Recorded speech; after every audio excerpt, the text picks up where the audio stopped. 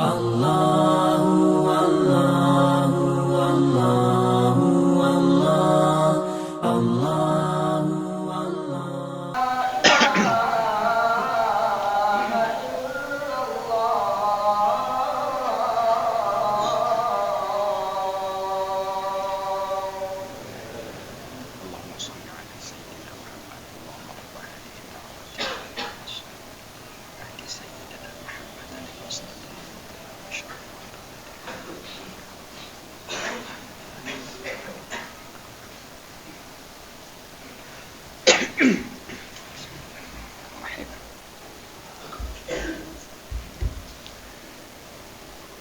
Alhamdulillahi Rabbil Alamin. Allahumma salli wa sallim ala Sayyidina Muhammad wa ala alihi wa sahbihi ajma'in. Wa qala Allah subhanahu wa ta'ala fil Qur'anil azim, fa'budillaha mukhlishina lahuddin.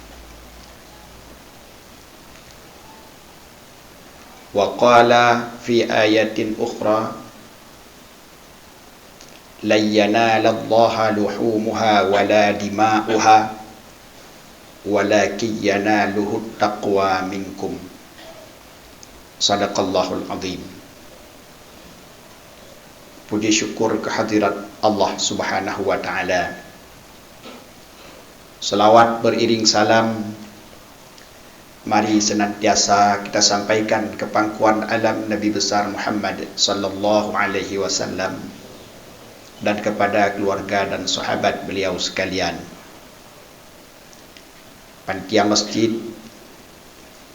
imam syid masjid yang ulun tuan muliakan, gure-gure, tengku-tengku kaum muslimin, jamaah Jumat yang dirahmati Allah subhanahu wa ta'ala. Salah satu daripada unsur yang sangat penting dalam beribadah kepada Allah adalah menjaga nilai keikhlasan. Bahkan ikhlas adalah inti daripada setiap ibadah kita kepada Allah. Karena Allah menilai seseorang itu dalam beribadah tidak melihat kepada pergerakan tubuhnya pada saat dia beribadah, tidak melihat kepada sejumlah harta yang dia keluarkan ketika dia beribadah dengan harta, tidak melihat seberapa besar binatang yang disembelih ketika mereka melakukan ibadah kurban. Tetapi Allah subhanahu wa ta'ala akan tembus melihat ke dalam hati seseorang hamba. Jika Allah mendapati hati itu ikhlas karenanya, maka Allah akan menerima ibadah tersebut dan akan memberi balasan di akhirat, dan juga akan diberikan fasilitas-fasilitas lain di dalam dunia. Dalam hadis Rasulullah mengatakan, innallaha la yanzuru ila suwarikum wa ajsamikum walakin yanzuru ila qulubikum. Allah tidak melihat kamu dari sisi rupa kamu dan rupa daripada ibadah yang kamu lakukan, tetapi Allah melihat kepada hatimu. Jika hati itu baik, hati itu benar karena ikhlas karena Allah, maka Allah pasti akan memberikan ganjaran yang baik. Tunggu kaum muslimin jamaah Jumat yang dirahmati Allah subhanahu wa ta'ala. Ikhlas adalah inti daripada sebuah ibadah yang oleh setiap muslim mesti melakukan ibadah secara ikhlas, berusaha sekeras mungkin supaya hati ini benar-benar melakukan sebuah ibadah karena ingin patuh kepada Allah. Karena dalam firman Allah yang sudah khatib bacakan, Allah mengatakan fa'budillaha mukhlishina lahuddin. maka beribadahlah kamu kepada Allah secara ikhlas.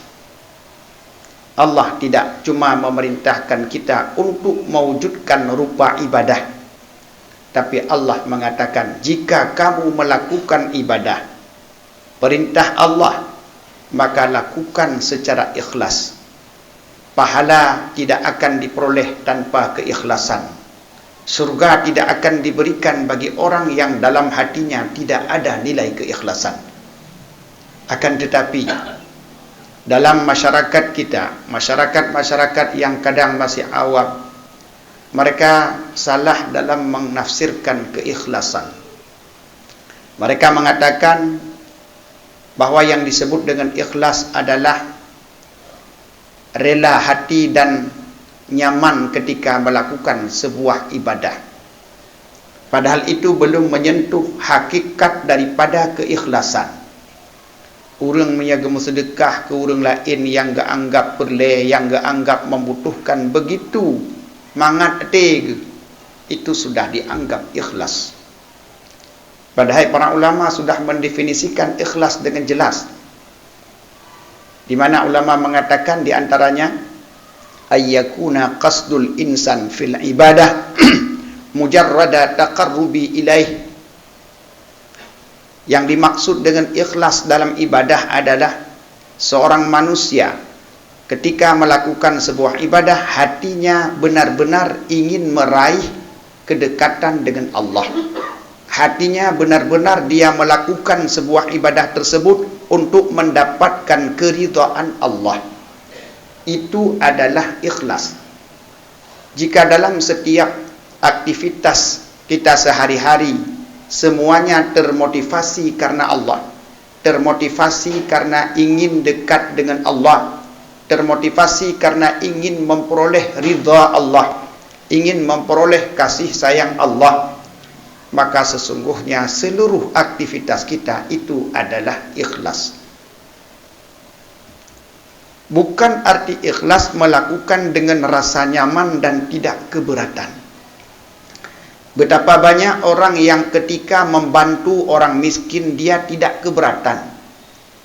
Akan tetapi sebenarnya di balik bantuan-bantuan tersebut kepada orang yang membutuhkan, dia masih mengharap sesuatu dari orang yang terbantu. Dia mengharap pujian kadang. Dia mengharap bantuan dalam bentuk tenaga. Kadang dia mengharap penghormatan dari orang-orang yang mereka bantu. Walaupun pada saat mereka memberikan bantuan kepada orang miskin tersebut, orang-orang yang membutuhkan tersebut, dalam kondisi rela hati, tapi karena di balik hati yang paling dalam masih tersisa dan tersembunyi sebuah maksud, maka sebenarnya itu tidak ikhlas. Allah memandang ke dalam hati seorang hamba pada saat itu, Allah mendapatkan maksud-maksud jahat di belakangnya. Maka kadang orang merasa ikhlas, tapi sebenarnya belum ikhlas. Tidak akan pernah ada sebuah ibadah yang dianggap oleh Allah bernilai kalau ikhlas itu belum kita dapatkan. Tunggu-tunggu kaum muslimin, jamaah Jumat yang dirahmati Allah Subhanahu wa taala. Apalagi dalam ibadah-ibadah yang rentan kita lakukan di hadapan orang banyak.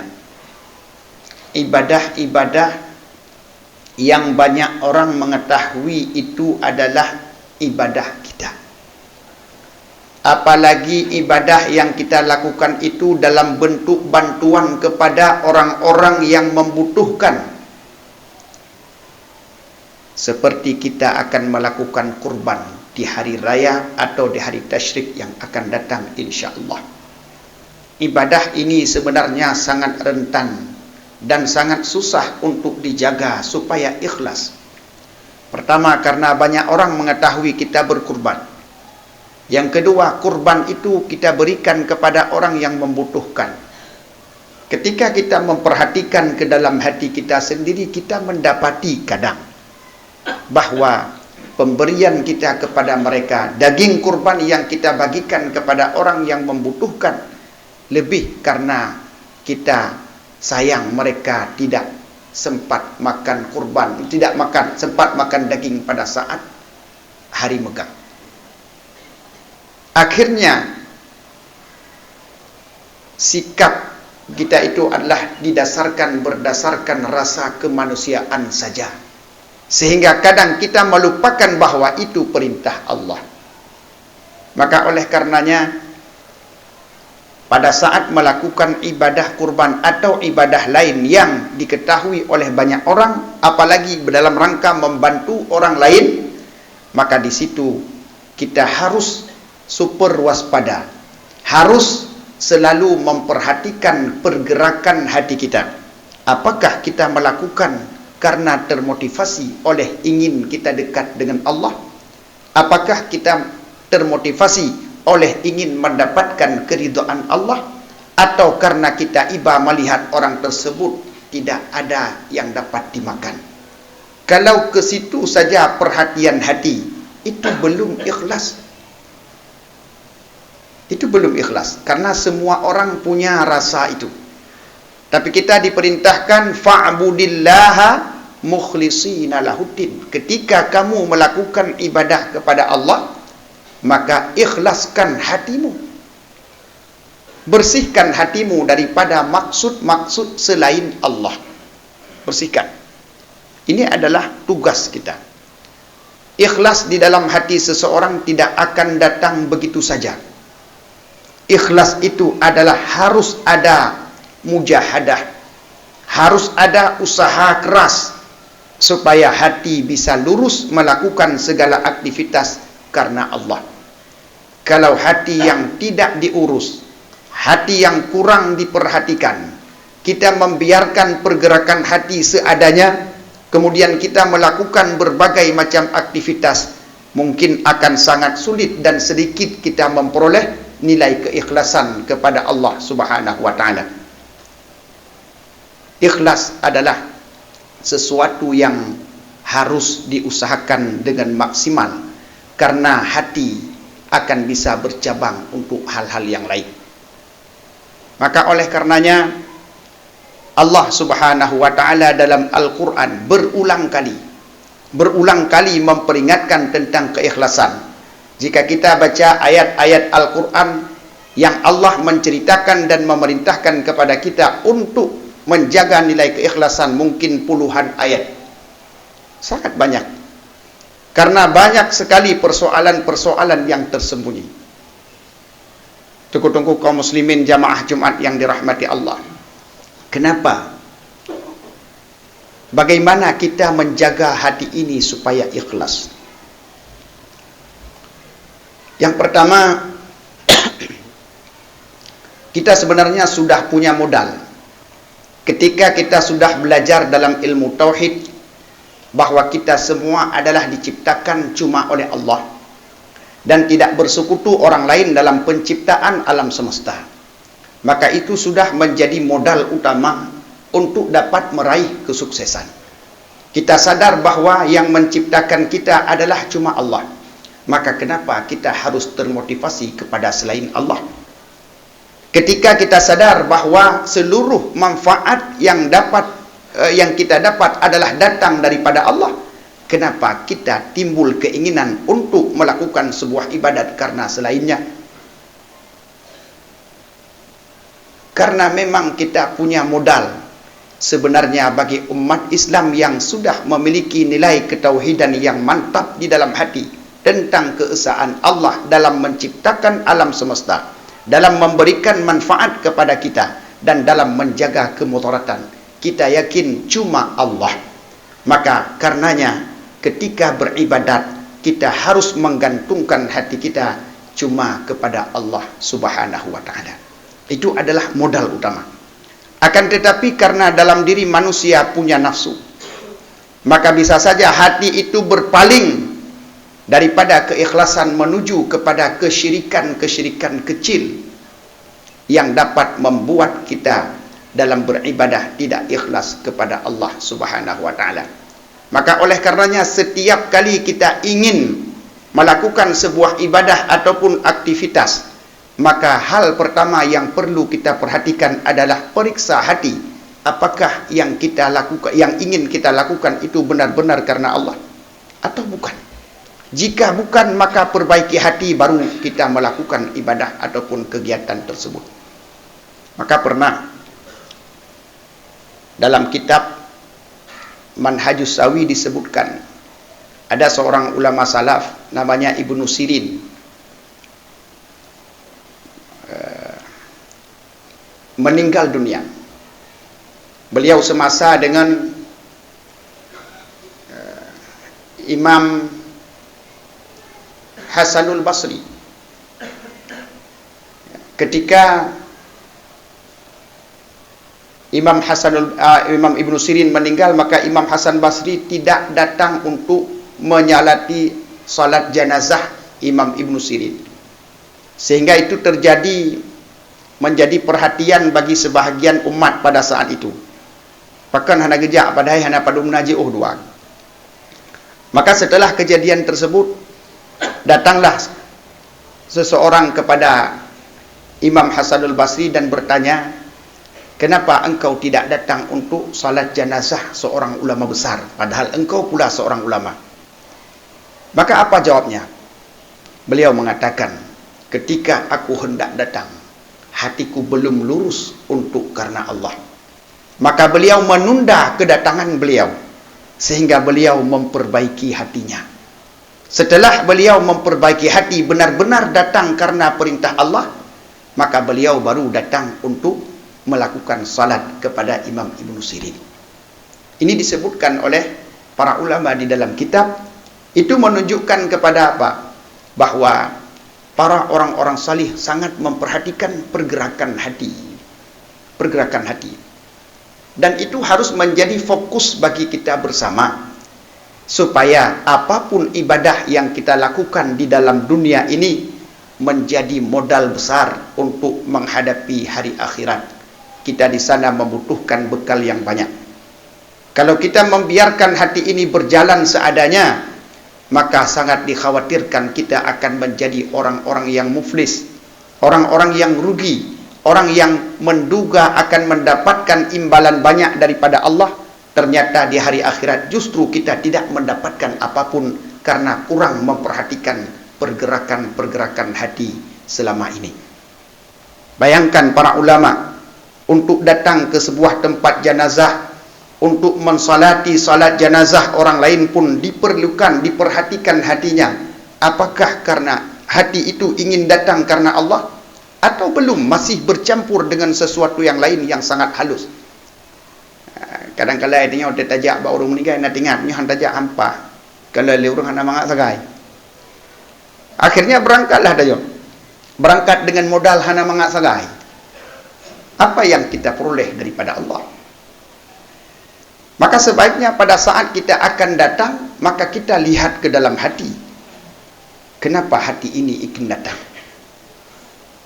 Apakah karena Allah atau belum? Kalau belum, maka perbaiki hati dulu, barulah datang.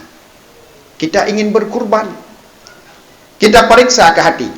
Maka nak kurban, hana mangat hana ada kurban karena tanya urang na takut ikun lego. Kakak hilung ke bawah lemah. Itu tidak akan berharga di sisi Allah. La yanalallaha luhumuha wala dima'uha walakin yanaluhu taqwa minkum. Tidak sampai kepada Allah itu daging binatang kurbanmu, darah-darah yang terpancar pada saat engkau sembelih. Tidak, Allah tidak membutuhkan itu dan tidak memperhatikan kepada itu. Allah mengatakan walakin yanaluhu taqwa minkum. Yang Allah nilai, yang Allah perhatikan kepada kita adalah nilai ketakwaan, imtithal, keinginan kita untuk mematuhi Allah. Apakah pada saat kita berkurban, kita memang ingin patuh kepada Allah sebagai sang pencipta yang telah memberikan kepada kita berbagai kenikmatan? Maka timbul dalam hati kita keinginan untuk melakukan perintahnya, karena begitu banyak nikmat-nikmat yang sudah diberikan kepada kita.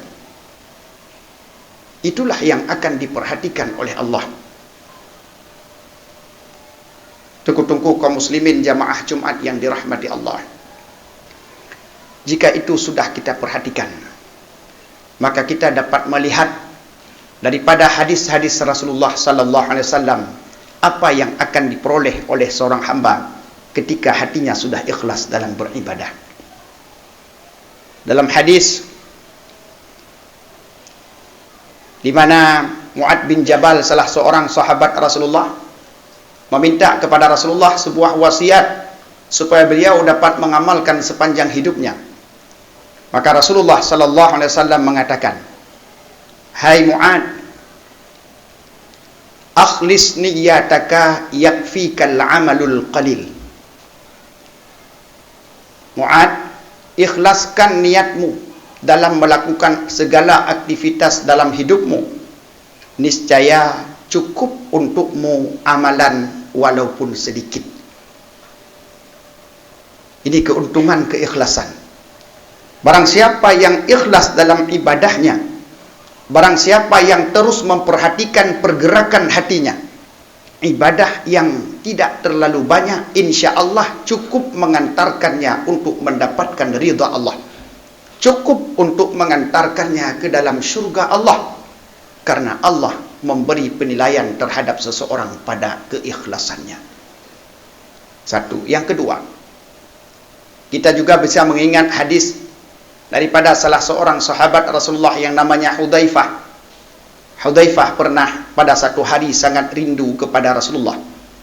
Maka beliau mendekati Rasulullah, kemudian beliau merangkul Rasulullah sallallahu alaihi wasallam dan meletakkan kepala Rasulullah di dadanya, saking rindunya. Kemudian Hudzaifah mengatakan, kemudian Rasulullah sallallahu alaihi wasallam memberikan wasiat kepada Hudzaifah karena beliau melihat Hudzaifah sangat rindu kepada Nabi. Hudzaifah, "Man qala la ilaha illallah ibtigha'a wajhillah, summa khutima lahu biha, dakhala al-jannah." Hudzaifah gesah li Rasulullah bak kunyo Hudzaifah, "Hai Hudzaifah, barang siapa mengucapkan kalimat la ilaha illallah, benar-benar ikhlas karena Allah, benar-benar dia membuat sebuah pengakuan jujur dari hatinya bahwa tidak ada Tuhan yang hak disembah selain Engkau ya Allah, setelah itu dia meninggal dunia." Rasulullah mengatakan, orang seperti itu akan masuk syurga. Ikhlas. Persoalannya ikhlas. Kemudian Rasulullah mengatakan, "Man shama yauman minal ayyam." Barang siapa yang berpuasa satu hari saja dari banyak sekali hari yang dia pernah hidup di dalamnya, kemudian ibtigha'a wajhillah, puasa itu dilakukan ikhlas karena Allah, khutima bihi lahu, yang kemudian setelah dia berpuasa itu dia harus meninggal dunia. Maka Rasulullah mengatakan kepada Hudzaifah, "Hai Hudzaifah, orang itu dakhalal jannah," menjamin masuk surga. Kemudian Rasulullah melanjutkan, "Man tasaddaqa bisadaqatin ibtigha'a wajhillah."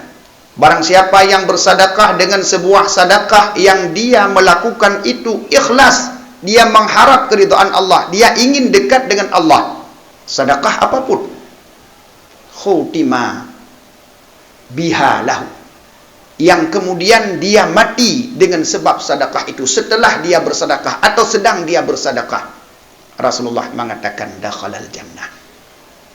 Ini adalah hikmah yang akan didapat oleh orang-orang yang ikhlas kepada Allah. Barang siapa mengucapkan la ilaha illallah kemudian mati, masuk syurga, syaratnya ikhlas. Barang siapa yang berpuasa kemudian meninggal, dia masuk syurga, syaratnya ikhlas. Barang siapa yang bersedekah, berkurban atau apa saja, kemudian dia mati setelahnya, dia akan dimasukkan oleh Allah ke dalam surga. Tapi ingat, syaratnya adalah ikhlas. Seluruh orang yang melakukan ibadah kemudian dalam ibadah tersebut atau setelah ibadah tersebut dia meninggal dunia, apapun ibadahnya, Allah akan memasukkan orang tersebut ke dalam surga, tetapi syaratnya ikhlas. Jikalau tidak ikhlas, mengucapkan la ilaha illallah pun tidak akan berguna. Jikalau tidak ikhlas, berpuasa pun setiap hari, dia tidak akan memperoleh apapun. Jikalau tidak ikhlas, bersedekah sebaik apapun, sebanyak apapun, tetap tidak berguna. Maka pada hari yang berbahagia ini, khatib mengajak kita bersama untuk selalu menjaga hati kita bersama, supaya kita memperhatikan pergerakannya. Ketika kita ingin melakukan ibadah, sudahkah kita melakukan karena Allah atau masih karena yang lain daripada Allah? Jika kita dapati masih bercampur dengan yang lain, mari bersihkan hati baru melaksanakan ibadah. Mudah-mudahan dengan menjaga keikhlasan tersebut, kita akan mendapatkan kebahagiaan dunia dan akhirat. Alhamdulillahi Rabbil Alamin. Allahumma salli wa sallim ala Sayyidina Muhammad wa ala alihi wa sahbihi ajma'in. Amma ba'du, faya ibadallah, ittaqullaha haqqa tuqatih wa la tamutunna illa wa antum muslimun. A'udzu billahi minasy syaithanir rajim. Bismillahirrahmanirrahim. Qul huwallahu ahad, Allahus samad, lam yalid wa lam yulad wa lam yakul lahu kufuwan ahad. Barakallahu li wa lakum fil Qur'anil azim, wa nafa'ani wa iyyakum bima fihi minal ayati wa dzikril hakim, wa taqabbala minni wa minkum tilawatahu innahu huwas samiul alim.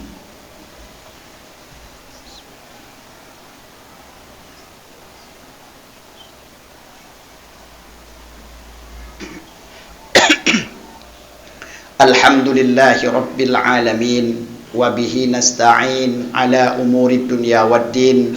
Asyhadu an la ilaha illallah wahdahu la syarika lah, wa asyhadu anna sayyidana Muhammadan abduhu wa rasuluh. Allahumma salli wa sallim ala sayyidina Muhammad wa ala alihi wa sahbihi ajma'in. Amma ba'du, faya ibadallah, usikum wa nafsi bittaqwallah la'allakum turhamun. A'udzu billahi minasy syaithanir rajim. Bismillahirrahmanirrahim. Inna a'tainakal kautsar fashalli li rabbika wanhar inna syani'aka huwal abtar. Allahumma ighfir lana walil muslimina wal muslimat wal mu'minina wal mu'minat al ahya'i minhum wal amwat. Rabbana atina fid dunya hasanah wa fil akhirati hasanatan wa qina adzaban nar. Wa la dzikrullahi akbar.